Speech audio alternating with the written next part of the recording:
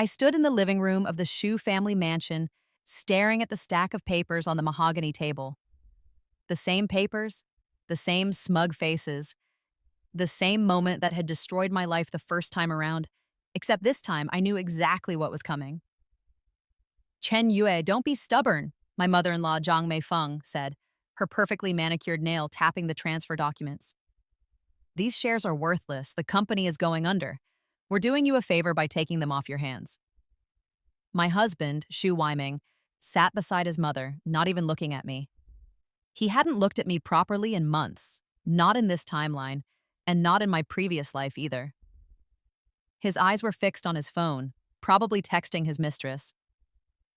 Yes, I knew about her too. In my last life, I'd discovered that little secret 3 years too late. Auntie is right, Yue, chimed in Xu Fangfang, my sister-in-law, her voice dripping with false concern. You don't understand business like we do. Papa's company is hemorrhaging money. Those shares your father left you? They'll be worth less than toilet paper in a month. We're offering you 20 million yuan. That's generous, considering. 20 million yuan for shares currently valued at 80 million. Shares that in exactly 27 hours would be worth 240 million yuan after the merger announcement that only I knew was coming. In my previous life, I'd signed these papers. I'd believed them. I'd trusted my husband's family because I was young and stupid and so desperately wanted to be part of this wealthy, powerful clan. I'd sold my inheritance, my father's life's work, the shares in Chen Industries that he'd left me when he died, for a fraction of their value. And I'd watched, helpless and heartbroken, as those same shares made the Xu family billions when Chen Industries merged with Tianlong Corporation the very next day. A merger my husband had known about all along, a merger his family had insider information about through their connections on the board. They'd stolen my inheritance. They'd stolen my future. And then, when I was no longer useful, when I had nothing left to give, Xu Weiming had divorced me for his mistress. A divorce that left me with nothing because I'd signed a prenuptial agreement out of love. I'd died alone in a shabby apartment at 32, addicted to sleeping pills, drowning in debt, my father's legacy stolen and squandered by the people I'd trusted most. But then, I'd woken up. 3 years earlier, the morning of my 29th birthday, the day before this meeting. I'd been given a second chance and I'd spent every moment since planning my revenge. You're right, I said softly, reaching for the pen. I don't understand business. Zhang Meifeng's eyes gleamed with triumph. Xu Fangfang smirked. My husband finally looked up from his phone, probably surprised I was giving in so easily. They had no idea what was coming. But I have some conditions, I continued, keeping my voice meek and uncertain, the way they expected. I want to make sure I'm protected. Conditions? Zhang Meifeng's smile tightened. Chen Yue, we're already being incredibly generous. I just want to add a clause, I interrupted gently. A small one. Since the company is doing so poorly, I want the right to buy the shares back at the same price within 30 days if the value increases by more than 50%. The room went silent. Xu Fangfang laughed first. Are you stupid? The shares are going to be worthless. Why would they increase? They won't, I agreed, letting my lip tremble slightly. But my father always taught me to protect myself in contracts. It would make me feel better. Like I'm not completely abandoning his memory. I watched Zhang Meifeng's face carefully. I could see her calculating. The shares were going to triple in value. She knew it, I knew it. But there was no way she believed I knew it. And a buyback clause at the sale price when the shares were supposedly going to crash? It was meaningless. A stupid, sentimental gesture from a naive girl. Fine, she said, waving her hand dismissively. Add your little clause, it won't matter anyway. And I wanted in writing that if I exercise the buyback within the 30 days, the transfer happens immediately, no delays. Whatever you want, dear, Zhang Meifeng said, her smile patronizing. Weiming, darling, call the lawyer and have him add the clause. Let's get this finished.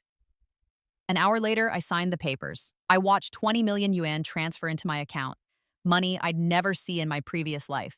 because they'd found ways to borrow it all within weeks. This time, I'd already moved it to an offshore account they couldn't touch. I left the Shoe mansion in my modest sedan, and I didn't cry. I didn't scream. I drove to my private office downtown, a space I'd rented under a shell company, and I allowed myself one small smile.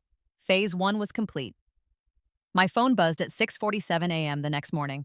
I was already awake, had been since 4 a.m., sitting at my computer and refreshing the news page every 30 seconds. The headline appeared at 6:51 a.m.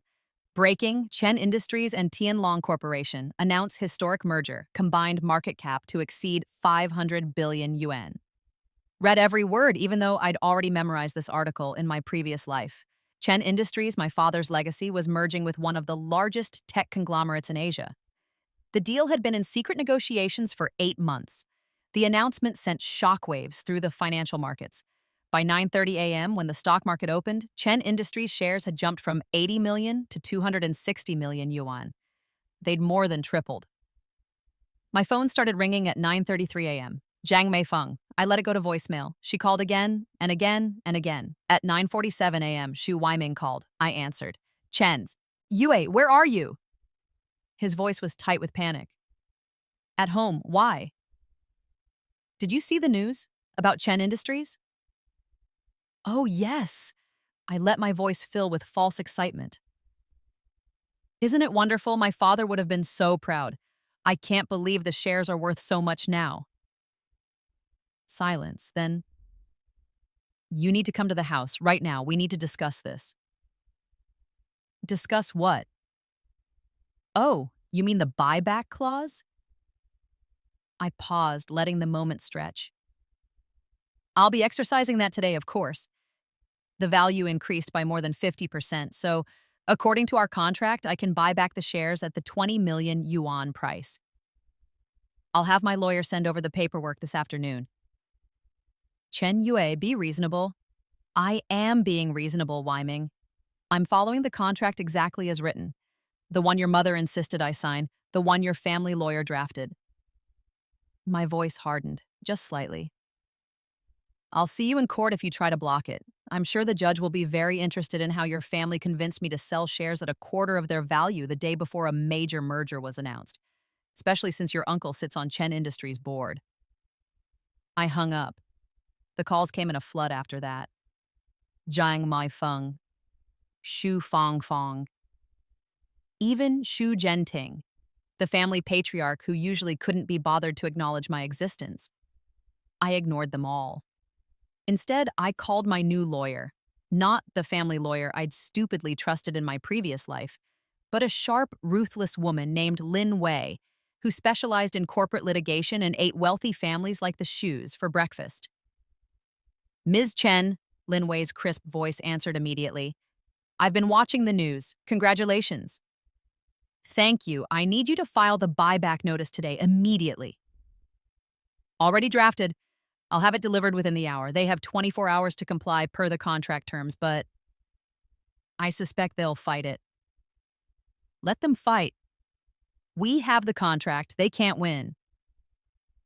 No, Lin Wei agreed. They can't. But Ms. Chen, I should warn you, when wealthy families like the Shus are cornered, they don't fight fair. Neither do I. They came to my apartment that evening, all of them, Zhang Meifeng, Xu Zhenting, Xu Fangfang, and Weiming. They pushed past me when I opened the door, filling my small living room with their expensive perfumes and entitled fury. You scheming little bitch, Zhang Meifeng hissed, her cultured mask finally slipping. You knew about the merger.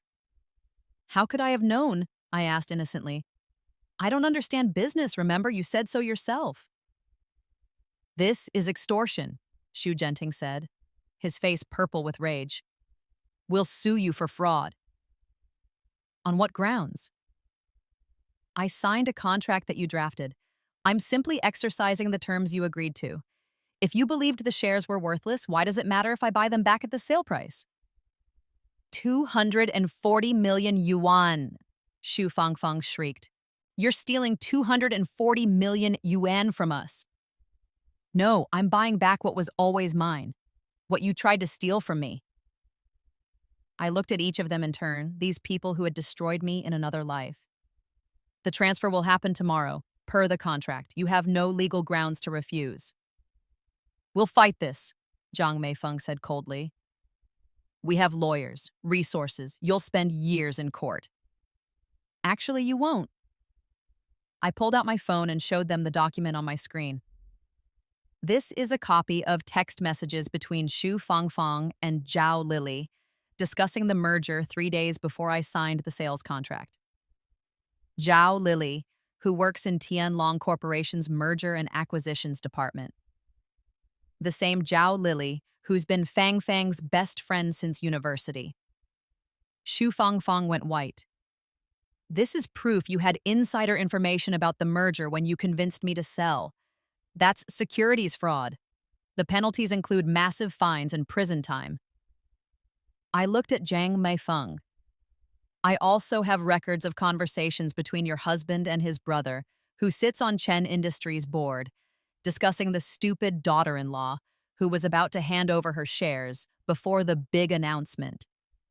Xu Genting's face turned from purple to gray. So, here's what's going to happen, I said calmly. You're going to honor the buyback contract tomorrow, without any legal challenges. In exchange, I won't take these documents to the Securities Regulatory Commission. I won't file criminal charges. I won't destroy your family's reputation and businesses. You wouldn't dare, Zhang Meifeng breathed. Try me. I met her eyes, and for the first time, she saw something there that made her flinch. I have nothing left to lose. You made sure of that when you married me to your son and systematically stripped me of everything my father left me. But you miscalculated. You thought I was weak, stupid, controllable. I smiled, and it wasn't a nice smile. I'm not. They left without another word. The buyback went through the next day. 260 million yuan worth of Chen Industries shares transferred back to my name for 20 million yuan, a profit of 240 million yuan in less than 48 hours. But I wasn't done. I called Xu Weiming that afternoon. I want a divorce. Chen Yue, let's not be hasty. I'm not being hasty. I've thought about this very carefully. I want a divorce. I'm filing papers today. You can't. The prenup says I get nothing if I initiate the divorce. Yes, I remember. I'm fine with that. You can keep the apartment, the car, everything. I don't want anything from you. Silence. He was confused. In his world, money was everything. Why would I give it up? I just want my freedom, Weiming. Surely you want that too. You can marry Zhao Jing, I know about her. Another silence, longer this time. You know? I've known for months. True, in my previous life. It's fine, I don't love you either. That hurt his pride. I could hear it in his sharp intake of breath. Xu Weiming was a man who believed every woman should worship him. The idea that I didn't was offensive.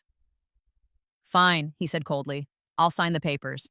You're right, this marriage was a mistake. The divorce was finalized in record time. The Xu family didn't fight it. They were probably relieved to be rid of me now that I'd taken back my shares. I moved out of the apartment we'd shared, took only my personal belongings, and signed away any claim to Xu family assets. I was free, but I still wasn't done. 3 months later, I sat in a boardroom at Chen Industries headquarters. Around the table sat the company's executive team, including the CEO, the CFO, and 3 board members. And my uncle, Chen Guowei, my father's younger brother, the man who'd taken over Chen Industries after my father died, the man who'd promised to protect my inheritance and then sold me out to the Xu family for business connections. Gentlemen, I said, looking around the table, thank you for meeting with me. As you know, I now hold a significant stake in Chen Industries, 12% of outstanding shares to be precise. That makes me one of the largest individual shareholders. Ms. Chen, the CEO began carefully, we're aware of your shareholding. If you're here to discuss dividends, I'm here to discuss leadership. I pulled out a folder and slid copies across the table. I'm calling for a vote of no confidence in the current CEO and board. The room erupted. You can't be serious, Chen Guowei said, half laughing. Yue, you don't know anything about running a company? You're right, I don't. But I know about loyalty, I know about integrity. And I know that my father built this company from nothing, and you've been running it into the ground for 3 years. I opened my folder and began presenting financial statements, embezzlement records, evidence of kickbacks and insider trading. Every shady deal Chen Guowei had made since taking over. Every way he'd enriched himself at the company's expense. I'd spent 3 months building this case, 3 months hiring forensic accountants and private investigators, 3 months using my newfound wealth to dig into every dark corner of Chen Industries' finances. These documents show systematic financial misconduct totaling over 800 million yuan, I said calmly as the board members flipped through the evidence with growing horror. Money stolen from shareholders, from employees, from my father's legacy. Chen Guowei stood up, his face twisted with rage. You ungrateful little... Sit down, uncle. My voice cracked like a whip. Or I'll have security remove you. He sat. I'm proposing a complete restructuring of leadership. Chen Guowei will be removed as board chairman and investigated for fraud. The current CEO will step down, and I'm nominating myself as interim board chair until we can hire proper leadership. You? One of the board members, Zhao Ming, who I knew had been taking bribes from my uncle, scoffed. You're a child. You have no experience. I have 12% of the company. I have evidence of crimes that will put half this board in prison. And I have the support of TL Corporation's leadership, who are very interested in cleaning up their new merger partner. That was only partially true. I'd had one meeting with TL Corporation's CEO, presented some of my evidence, and suggested that a governance cleanup would benefit both companies. He'd been non-committal but intrigued, but Zhao Ming didn't know that. I'm calling for a vote, I said. All in favor of removing Chen Guowei and initiating a leadership restructuring? 3 hands went up immediately. The board members who were clean, who'd been sidelined by my uncle's corruption. 2 more hands rose slowly. Board members who saw which way the wind was blowing. Chen Guowei stared at me with pure hatred. Your father would be ashamed of you. My father would be ashamed of you, I corrected. He trusted you to protect his life's work. You betrayed him.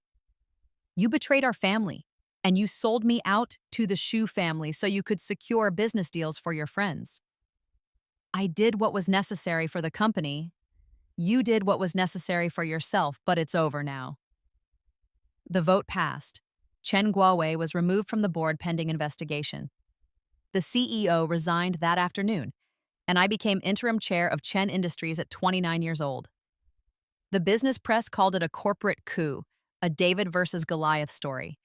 The young heiress who took back her father's company. They had no idea it was revenge. 6 months later, I stood on the balcony of my new penthouse apartment, looking out over the city. Chen Industries was thriving under new leadership. I'd hired a CEO with an impeccable reputation and kept myself in a governance role, learning the business slowly and carefully. The merger with TL Corporation was exceeding all projections. My 12% stake was now worth over 1 billion yuan. I'd become wealthy beyond anything I could have imagined in my previous life. My phone buzzed. A news alert. Zhu family patriarch arrested in insider trading scandal. I opened the article and read. After I'd threatened them with securities fraud charges, the XUs had been careful. But I'd given the Securities Regulatory Commission an anonymous tip about their trading patterns. One investigation led to another, led to another. They'd been playing dirty for decades, and it had finally caught up with them. Xu Zhenting was arrested. Zhang Meifeng was named as a co-conspirator.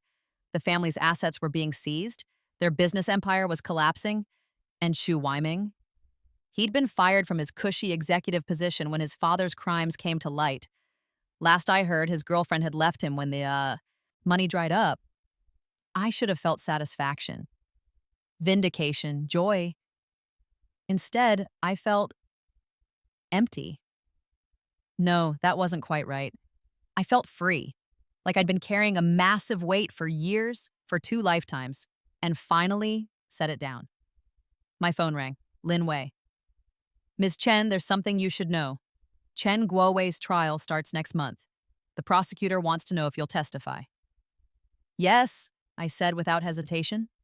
I'll testify. It might be difficult. He's family. He stopped being family when he betrayed my father. I paused. Will he go to prison? Almost certainly. The evidence is overwhelming. He'll likely get 10 to 15 years. 10 to 15 years. My uncle would be an old man when he got out. His reputation destroyed. His wealth gone. I waited for guilt to come. It didn't. Ms. Chen, are you there? I'm here. Thank you, Lin Wei. I'll see you at the courthouse. I hung up and looked back out at the city. Somewhere down there, the Shu family was scrambling to salvage their crumbling empire. Chen Guowei was in a holding cell waiting for trial. The people who'd destroyed me in my previous life were getting exactly what they deserved. And I was here, alive, powerful, free. My phone buzzed again, this time a text from an unknown number. Is this Chen Yue?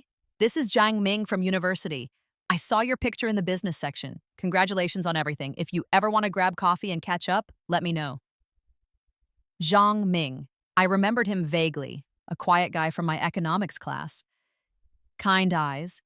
We'd worked on a project together once, and I'd thought he was going to ask me out, but then I'd started dating Shu Weiming, and everyone else had faded into the background. In my previous life, I'd been too busy being miserable in my marriage to think about what ifs. In this life? I typed back. Coffee sounds nice? How about Saturday at 2 p.m.? There's a cafe on Nanjing Road I like. His reply came within seconds. Perfect. See you then. I smiled. A real smile this time. Not the calculated ones I'd been wearing like armor for the past 6 months. The revenge was complete. The people who'd hurt me were destroyed. Now maybe I could start actually living. The trial of Chen Guowei became the scandal of the year. Every day, new revelations emerged about the depth of his corruption. Embezzlement, fraud, bribery. He'd turned my father's company into his personal piggy bank, stealing from shareholders and employees alike. I sat in the courtroom every day, watching my uncle's defense crumble.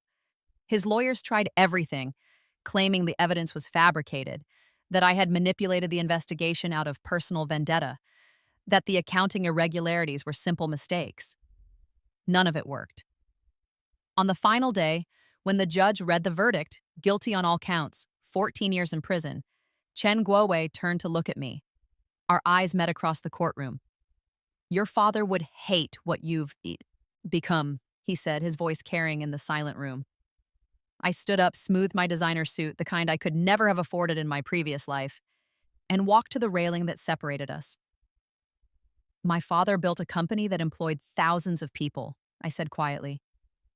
You stole from all of them. You corrupted everything he created. You sold out his daughter for business connections. I paused.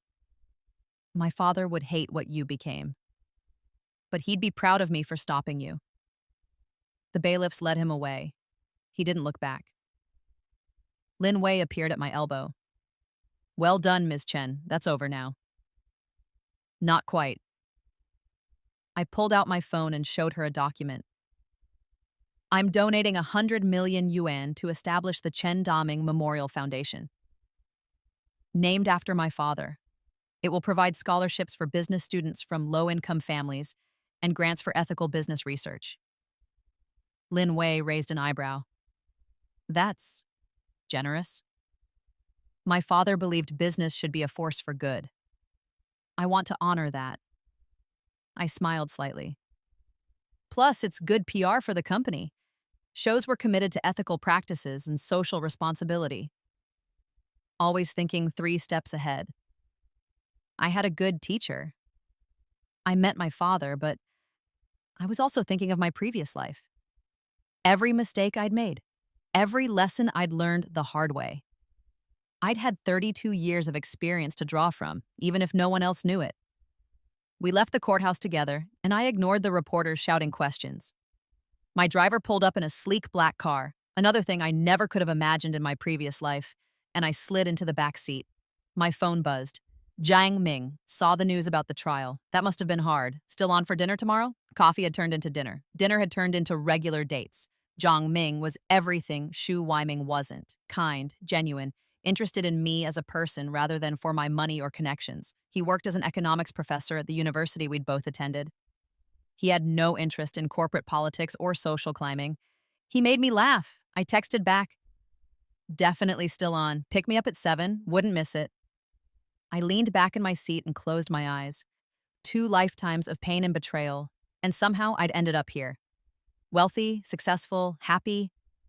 The universe had given me a second chance, and I'd used it to destroy everyone who'd hurt me. But more importantly, I'd used it to become someone my father would be proud of. A year after the merger, Chen Industries announced record profits. The company's stock had quadrupled since I'd taken my position on the board. The foundation I'd established was funding scholarships for 200 students, and I'd been named to Forbes' 30 under 30 list in the finance category. I stood at the podium at the annual shareholder meeting, looking out at hundreds of investors, employees, and board members. When my father founded Chen Industries 30 years ago, I began, he had a vision. Not just of financial success, but of building something that would last, something ethical, something that would make people's lives better. I clicked to the next slide, showing the company's growth trajectory. For a few years, we lost sight of that vision. The company became focused on short-term profits and personal enrichment rather than long-term sustainability and ethical practices. But over the past year, we've recommitted to my father's original values, and the results speak for themselves. More slides, growth metrics, employee satisfaction scores, community impact assessments. This is what success looks like when you do business the right way. This is my father's legacy, and this is the future of Chen Industries. The applause was thunderous. After the meeting, I found myself cornered by reporters. "Ms. Chen, how does it feel to have rebuilt your father's company? Is it true your uncle stole over $1 billion yuan before you stopped him? What's your relationship with the Shu family now that they've been implicated in the insider trading scandal?" I held up a hand, and they quieted. "I'm grateful for the opportunity to serve Chen Industries and honor my father's memory," I said carefully. "As for my personal life and past relationships, they're not relevant to the company's success. Thank you." I walked away, leaving them scribbling in their notebooks. Lin Wei appeared beside me. "You're getting good at this." "I hate it. Most successful CEOs do." She paused. "Speaking of which, the board wants to make your position permanent. They're proposing to name you CEO instead of just board chair." "I thought we hired Director Wu as CEO." "We did. He's excellent at operations. But the board thinks the company needs you in the top position. It's a vote of confidence." I considered it. In my previous life, I'd never imagined running a company. I'd been content to be Shu Weiming's wife. To have no ambition beyond making him happy? What a waste that had been. "I'll think about it," I said. That night, I met Jiang Ming for dinner at a quiet restaurant overlooking the river. He'd made reservations at my favorite place, a small French bistro that somehow felt both elegant and cozy. "You look tired," he said, pouring me a glass of wine. "Shareholder meeting. They want to make me CEO." "Congratulations?" He made it a question. "I don't know if it's what I want." I sipped the wine. It was excellent. I took on this role to stop my uncle and reclaim my father's legacy. But now that that's done, I'm not sure if I want to spend the rest of my life running a corporation. What do you want? It was such a simple question. But I realized no one had asked me that in years, not in this life, and certainly not in my previous one. "I want to teach," I said slowly, surprising myself. "I want to mentor young business people and show them how to do things ethically. I want to write about corporate, governance, and family businesses. I want to make sure what happened to me and to Chen Industries doesn't happen to other people." Jiang Ming smiled. "Then do that." "It's not that simple. The company needs leadership.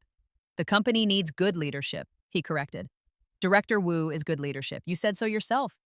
You don't have to personally run everything to make sure your father's vision is protected. You can be chair of the board, set strategy and governance, and let Wu handle operations. He reached across the table and took my hand.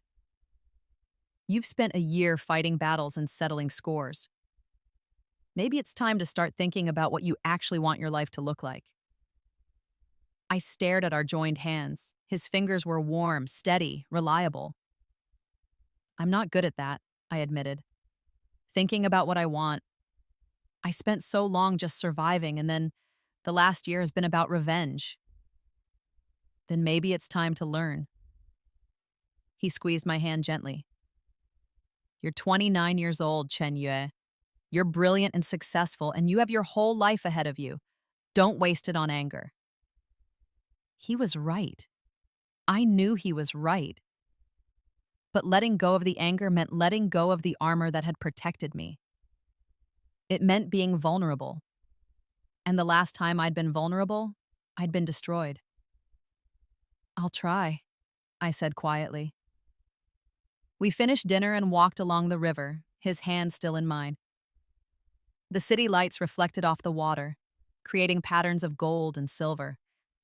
It was beautiful in a way I'd never noticed in my previous life. Can I ask you something? Zhang Ming said after a while. Of course.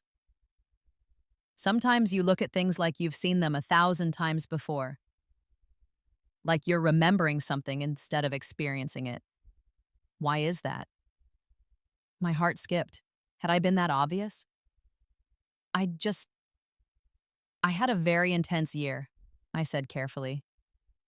It aged me, made me see things differently. He didn't sound entirely convinced, but he didn't push. Well, for what it's worth, I like the person you've become.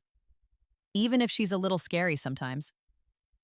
I laughed despite myself. Scary? You demolished your uncle's entire criminal enterprise, reclaimed a billion-dollar company, and destroyed one of the richest families in the province. All in under a year. Yes, Chen Yue. You're terrifying. Good, I said, smiling.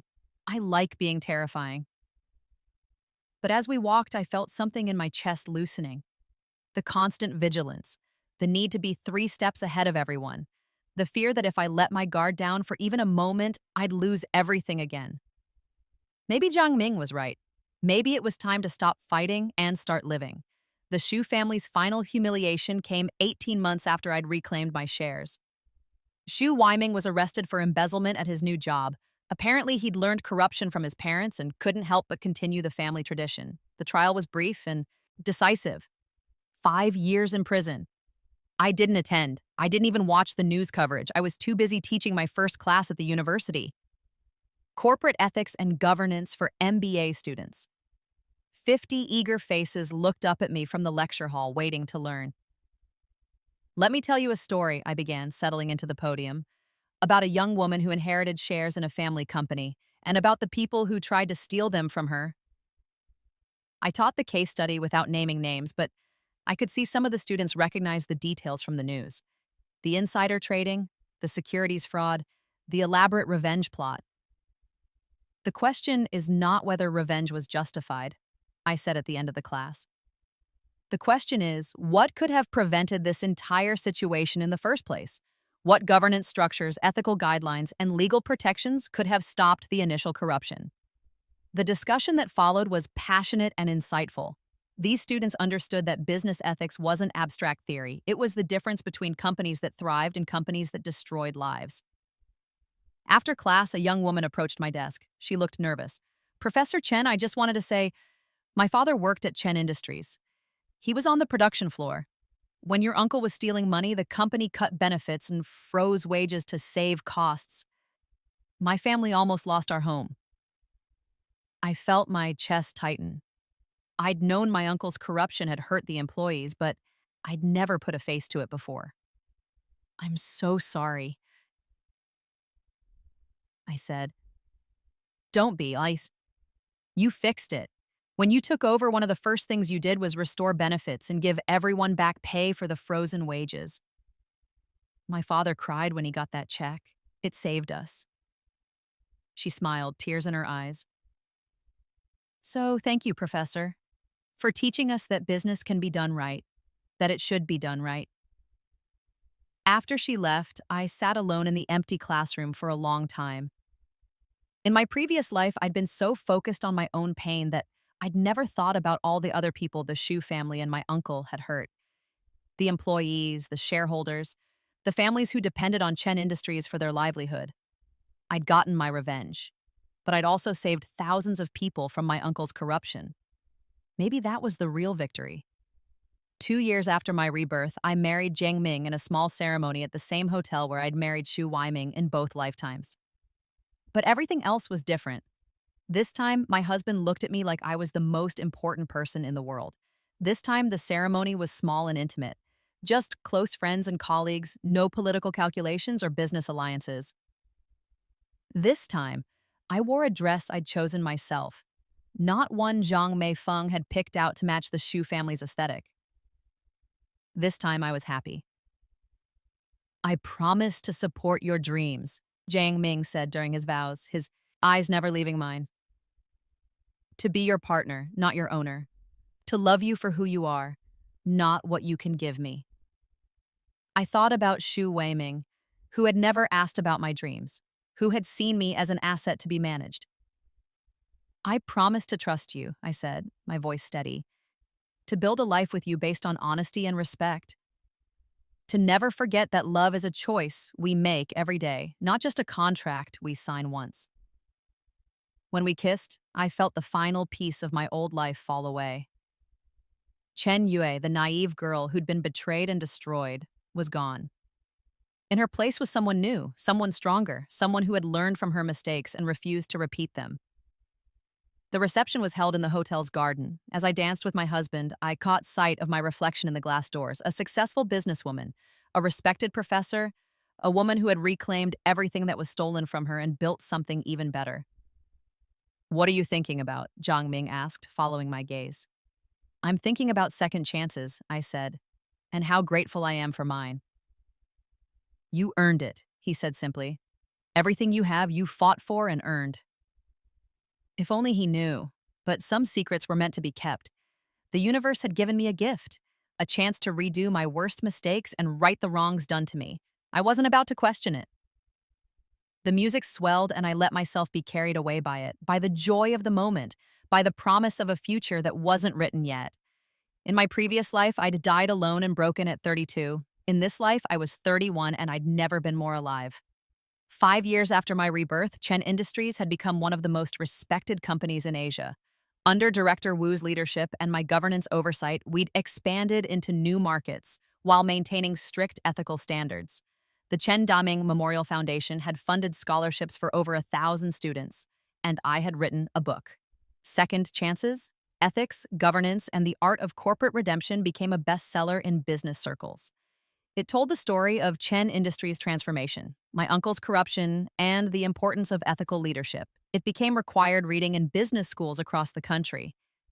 I didn't mention my rebirth, of course. I framed it as a young woman waking up to the corruption around her and deciding to fight back, which was true in a way. The book tour was exhausting but exhilarating. At every stop, people wanted to know how I'd found the courage to take on my own family, how I'd rebuilt a company from within, how I'd turned corporate revenge into corporate responsibility. I was angry, I told one interviewer honestly. Anger was my fuel for a long time, but anger alone isn't enough. You have to channel it into something constructive, something that makes the world better, not just satisfies your desire for revenge. Do you regret how you handled things? Another interviewer asked. The aggressive tactics? The public humiliation of your family? I thought about Chen Guowei in prison, about the Xu family's empire crumbling, about all the lives that had been ruined by their greed. I regret that it was necessary, I said carefully. I regret that people I trusted betrayed me. But do I regret stopping them? No, they were hurting people. They needed to be stopped. At home, Zhang Ming was waiting for me with dinner and a smile. We'd bought a house together, nothing ostentatious, just a comfortable home in a quiet neighborhood. A place that felt like ours, not a showpiece for impressing people. "How was the interview?" he asked, pouring me tea. "Exhausting. Everyone wants to know about the revenge plot." "But it was more than that." "I know." I sipped the tea gratefully, but businesswoman implements good governance doesn't make for exciting headlines. Businesswoman destroys corrupt family does. He laughed. "You're stuck with the reputation now. The avenging angel of corporate ethics." Is that what they're calling me? Among other things, I saw a meme comparing you to a movie villain. Meant as a compliment, I think. I groaned, but I was smiling. "For what it's worth," Jiang Ming said, becoming serious, "I'm proud of you. Not for the revenge. For what you built after. The foundation, the teaching, the book. You turned your pain into purpose." I had help. I took his hand. "I couldn't have done this without you." "You could have," he said gently. "But I'm glad you didn't have to." That night, lying in bed next to my husband, I thought about the life I'd left behind. The Chen Yue who had died alone and broken. The woman who had never stood up for herself, never fought back, never learned her own strength. I hoped, somehow, that she knew, that she understood that her suffering hadn't been meaningless, that it had given me the knowledge I needed to make different choices, better choices. I hoped she was proud. "Chen Yue?" Jiang Ming's sleepy voice. "You're thinking too loudly." "Sorry." "What about?" "About how lucky I am." He pulled me closer. "We both are. And for the first time in 2 lifetimes." I believed it. 10 years after my rebirth, I stood at my father's grave. It was the anniversary of his death, the day that had set everything in motion. In my previous life, I'd been so consumed by grief that I'd let the Shu family manipulate me. This time, I'd channeled that grief into honoring his memory. "I did it, Baba," I said quietly, placing flowers on his headstone. "I saved your company. I stopped the people who were destroying it. I built something you'd be proud of." The wind rustled through the cemetery trees. I liked to imagine it was him, approving. "I have a daughter now," I continued, "Chen Xiaoyue, little Yue. She's 3. She's brilliant and stubborn and asks a million questions." I smiled. "She reminds me of you." In my previous life, I'd never had children. Xu Weiming had always said we should wait, and then he'd divorced me before we'd gotten around to it. In this life, Jiang Ming and I had decided we were ready after 5 years of marriage. Holding Xiao Yue for the first time, seeing Jiang Ming's eyes in her face and my father's stubborn determination in her personality, I'd felt a completeness I never knew was missing. "She's going to grow up knowing her grandfather's legacy," I said, "knowing that business should be ethical. That family means loyalty, not exploitation. That second chances are precious and should never be wasted." I stood there for a while longer, remembering. Then I turned and walked back to my car, where Zhang Ming was waiting with Xiao Yue in her car seat. "All done?" he asked gently. "All done." We drove home together, and I didn't look back. The past was past. I'd avenged the wrongs done to me. I'd rebuilt what was broken. I'd turned tragedy into triumph. Now, finally, I was just living. And it was enough. Epilogue. 20 years after my rebirth, I received an unexpected visitor at my office at the university. Xu Fangfang. She'd aged badly. The years had not been kind to the Xu family. After their empire collapsed, she'd bounced between low-level jobs, always struggling. She'd married and divorced twice. She looked worn and tired in a way that had nothing to do with age. "Professor Chen," she said when my assistant showed her in, "thank you for seeing me." "I wasn't sure I would," I admitted. "What do you want, Fang Fang?" I wanted to apologize. I waited. "I know it's 20 years too late. I know it doesn't change anything, but I wanted you to know that I understand now. What we did to you, how wrong it was. She looked down at her hands. I lost everything because of the choices my family made. My reputation, my money, my opportunities. And I realized that's what we did to you. We tried to take everything from you because we were greedy and arrogant and we thought we could. You did take everything from me, I said quietly. In another life, you succeeded. She looked up, confused. I waved it away. Never mind. Why are you really here? I'm writing a book, she said, about what happened to my family, about corporate greed and corruption and the price we paid. My publisher wanted me to reach out to you to see if you'd be willing to write the foreword. I almost laughed. The audacity. Why would I do that?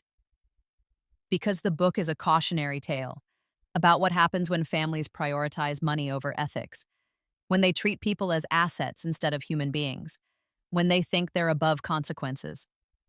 She met my eyes. It's an admission of guilt. And I thought, maybe you'd want to be part of telling that story. The right way this time.